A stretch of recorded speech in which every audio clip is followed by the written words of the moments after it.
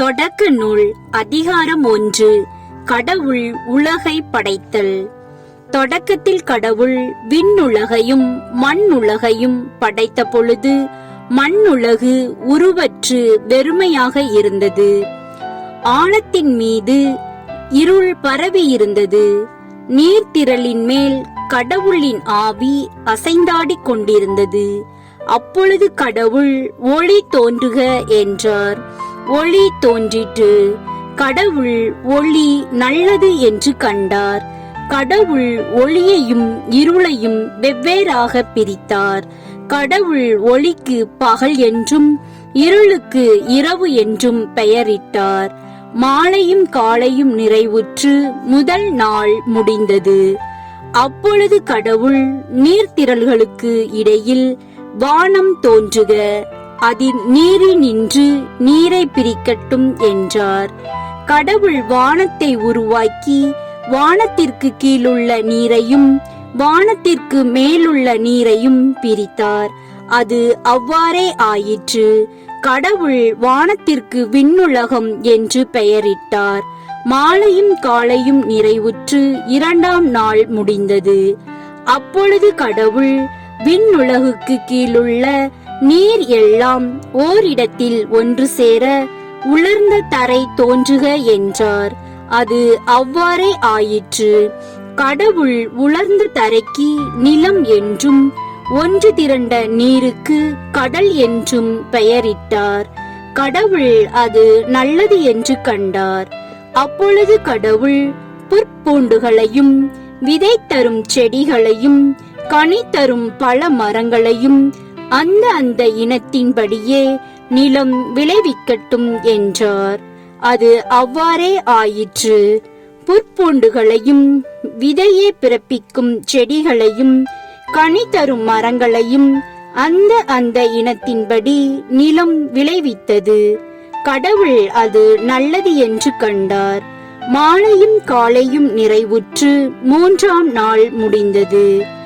அப்பொழுது கடவுள் பகலையும் இரவையும் வெவ்வேறாக பிரிப்பதற்கும் காலங்கள் நாட்கள் ஆண்டுகள் ஆகியவற்றை குறிப்பதற்கும் விண்விரிவினில் ஒளி பிளம்புகள் தோன்றுக, அவை மண்ணுலகிற்கு ஒளி தர விண்விரிவினில் ஒளி பிளம்புகளாக இருக்கட்டும் என்றார். அது அவ்வாறே ஆயிற்று. கடவுள் இரு பெரும் ஒளி பிளம்புகளை உருவாக்கினார். பகலை ஆள்வதற்கு பெரிய ஒளி பிளம்பையும் இரவை ஆள்வதற்கு சிறிய ஒளி பிளம்பையும் மற்றும் விண்மீன்களையும் அவர் உருவாக்கினார். கடவுள் மண்ணுலகிற்கு ஒளி தர விண்ணுலக வானத்தில் அவற்றை அமைத்தார்.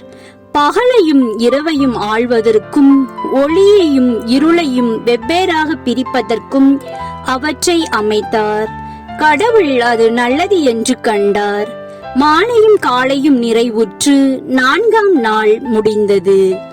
அப்பொழுது கடவுள் திரளான உயிரினங்களை தண்ணீர் தோற்றுவிப்பதாக, விண்ணுலக வானத்தில் நிலத்திற்கு மேலே பறவைகள் பரப்பனவாக என்றார். இவ்வாறு கடலின் பெரும் பாம்புகளையும் திரள் திரளாக நீரில் நீந்தி வாழும் உயிரினங்களையும் இறக்கையுள்ள எல்லாவித பறவைகளையும் அவற்றின் இனத்தின்படி கடவுள் படைத்தார். கடவுள் அது நல்லது என்று கண்டார்.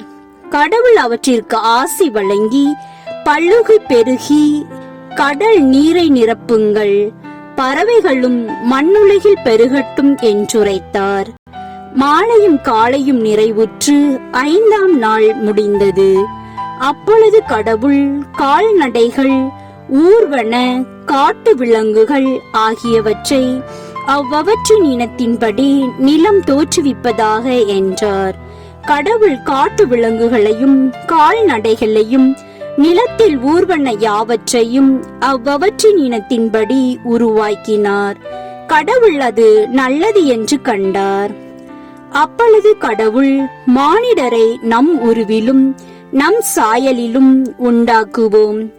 அவர்கள் கடல் மீன்களையும் வானத்து பறவைகளையும் கால்நடைகளையும் மண்ணுலகு முழுவதையும் நிலத்தில் ஊர்வன யாவற்றையும் ஆளட்டும் என்றார்.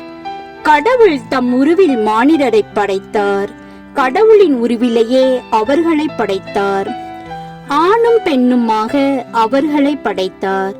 கடவுள் அவர்களுக்கு ஆசி வழங்கி, பல்லுகி பெருகி மண்ணுலகை நிரப்புங்கள், அதை உங்கள் ஆற்றலுக்கு உட்படுத்துங்கள். கடல் மீன்கள், வானத்து பறவைகள், நிலத்தில் ஊர்ந்து உயிர் வாழ்வன அனைத்தையும் ஆளுங்கள் என்றார். அப்பொழுது கடவுள் மண்ணுலகெங்கும் உள்ள விதை தரும் செடிகள், பழ மரங்கள் அனைத்தையும் உங்களுக்கு நான் கொடுத்துள்ளேன். இவை உங்களுக்கு உணவாகட்டும். எல்லா காட்டு விலங்குகள், வானத்து பறவைகள், நிலத்தில் ஊர்வன ஆகிய அனைத்து உயிரினங்களுக்கும் பசுமையான செடிகள் அனைத்தையும் நான் உணவாக தந்துள்ளேன் என்றார். அது அவ்வாறே ஆயிற்று. கடவுள் தாம் உருவாக்கிய அனைத்தையும் நோக்கினார். அவை மிகவும் நன்றாக இருந்தனர். மாலையும் காலையும் நிறைவுற்று 6ஆம் நாள் முடிந்தது. அதிகாரம் 2. விண்ணுலகும் மண்ணுலகும் அவற்றில் உள்ள அமைப்புகள் அனைத்தும் உருவாக்கப் பெற்று நிறைவேந்தின. மேலும் கடவுள் தாம் செய்த வேலையை 7ஆம் நாளில் முடித்திருந்தார். அவர் தாம் செய்த வேலைகள் அனைத்தையும் நிறைவு பெறச் செய்து 7ஆம் நாளில் ஓய்ந்திருந்தார். கடவுள் 7ஆம் நாளுக்கு ஆசி வழங்கி அதை புனிதப்படுத்தினார். ஏனெனில் கடவுள் தாம் செய்த படைப்பு வேலைகள் அனைத்தையும் நிறைவு பெற செய்து அந்நாளில்தான் ஓய்ந்திருந்தார். இவையே விண்ணுலக மண்ணுலக படைப்பின் தோற்ற முறைமையாம். ஆண்டவராகிய கடவுள் மண்ணுலகையும் விண்ணுலகையும் உருவாக்கிய பொழுது மண்ணுலகில் நிலவெளியின் எவ்வித புதரும் தோன்றியிருக்கவில்லை, வயல்வெளியின் எவ்வித செடியும் முளைத்திருக்கவில்லை. ஏனெனில் ஆண்டவராகிய கடவுள் மண்ணுலகின் மேல் இன்னும் மழை பெய்விக்கவில்லை. மண்ணை பண்படுத்த மானிடர் எவரும் இருக்கவில்லை. ஆனால் நிலத்தில் இருந்து மூடு பனி எழும்பி நிலம் முழுவதையும் நனைத்தது. அப்பொழுது ஆண்டவராகிய கடவுள் நிலத்தின் மண்ணால் மனிதனை உருவாக்கி அவன் நாசிகளில் உயிர் மூச்சை ஊத மனிதன் உயிர் உள்ளவன் ஆனான். ஆண்டவராகிய கடவுள் கிழக்கே இருந்த ஏதேனில் ஒரு தோட்டம் அமைத்து தாம் உருவாக்கிய மனிதனை அங்கே வைத்தார். ஆண்டவராகிய கடவுள் கண்ணுக்கு அழகானதும் உண்பதற்கு சுவையானதுமான எல்லா வகை மரங்களையும், தோட்டத்தின் நடுவில் வாழ்வின் மரத்தையும், நன்மை தீமை அறிவதற்கு ஏதுவான மரத்தையும் மண்ணில் இருந்து வளரச் செய்தார். தோட்டத்திற்குள் நீர் பாய்வதற்காக ஏதேனில் இருந்து ஆறு ஒன்று ஓடிக்கொண்டிருந்தது.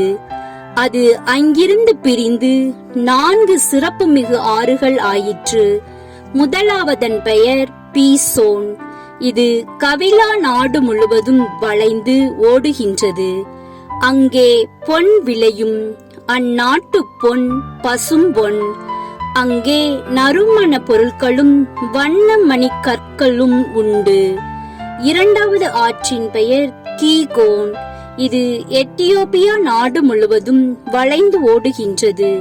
மூன்றாவது ஆற்றின் பெயர் திக்ரீசு. இது அசீரியாவிற்கு கிழக்கே ஓடுகின்றது. நான்காவது ஆறு யூப்ரதீசு. ஏதேன் தோட்டத்தை பண்படுத்தவும் பாதுகாக்கவும் ஆண்டவராகிய கடவுள் மனிதனை அங்கு கொண்டு வந்து குடியிருக்கச் செய்தார். ஆண்டவராகிய கடவுள் மனிதரிடம், தோட்டத்தில் இருக்கும் எந்த மரத்தில் இருந்தும் உன் விருப்பம் போல் நீ உண்ணலாம், ஆனால் நன்மை தீமை அறிவதற்கு ஏதுவான மரத்தில் இருந்து மட்டும் உண்ணாதே, ஏனெனில் அதில் இருந்து நீ உண்ணும் நாளில் சாகவே சாவாய் என்று கட்டளையிட்டு சொன்னார்.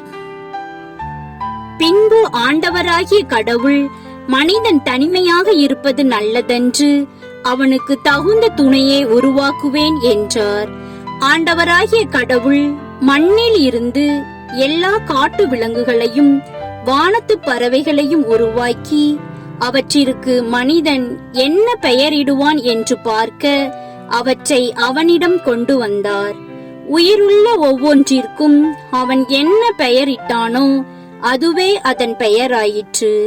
கால்நடைகள், வானத்து பறவைகள், காட்டு விலங்குகள் ஆகிய எல்லாவற்றிற்கும் மனிதன் பெயரிட்டான். தனக்கு தகுந்த துணையையோ மனிதன் காணவில்லை. ஆகவே ஆண்டவராகிய கடவுள் மனிதனுக்கு ஆழ்ந்த உறக்கம் வர செய்து அவன் உறங்கும் பொழுது அவன் விலா எலும்பு ஒன்றை எடுத்துக்கொண்டு எடுத்த இடத்தை சதையால் அடைத்தார். ஆண்டவராகிய கடவுள் தாம் மனிதரிடம் இருந்து எடுத்த விலா எலும்பை ஒரு பெண்ணாக உருவாக்கி மனிதனிடம் அழைத்து வந்தார். அப்பொழுது மனிதன், இதோ இவளே என் எலும்பின் எலும்பும்